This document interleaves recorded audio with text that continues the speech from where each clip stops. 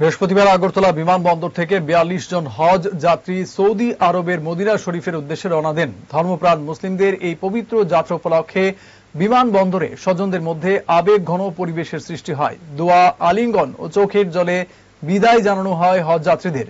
ত্রিপুরা হজ কমিটির তত্ত্বাবধানে যাত্রা নির্বিঘ্ন করতে প্রয়োজনীয় ব্যবস্থা গ্রহণ করা হয়েছে। হজ যাত্রীরা প্রথমে মদিনা শরীফ ও পরে মক্কায় গিয়ে পবিত্র হজ পালন করবেন।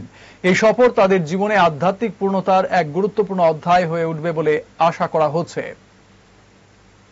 2025 আমাদের ত্রিপুরা রাজ্য থেকে এবার ৪২ জন হজযাত্রী আজকে কলকাতার উদ্দেশ্যে রওনা হচ্ছে। কালকে রিপোর্টিং, ১৬ তারিখ রিপোর্টিং এবং ১৮ তারিখ কলকাতা থেকে যাত্রা যাবে।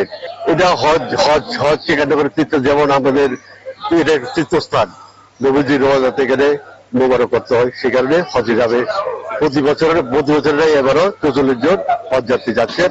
এর মধ্যে একজন যাচ্ছেন প্রশিক্ষণ শিক্ষক, তাদেরকে সেবা করার জন্য। ত্রিপুরা সরকার খাদ্যমন্ত্রী এখন হজ কমিটির প্রশিক্ষক হিসাবে যাচ্ছেন, ডাব্বা পাল্টিয়ে দিয়েছে, এটা খাদ্যমন্ত্রী। তাদের একমাত্র ত্রিপুরায় যে ভারত সরকার একজন সরকারি কর্মচারীকে তাদের সেবার জন্য সৌদি আরবে পাঠাচ্ছে। এর জন্য আমি রাজ্য সরকার এবং কেন্দ্রীয় সরকারকে ধন্যবাদ জ্ঞাপন করছি।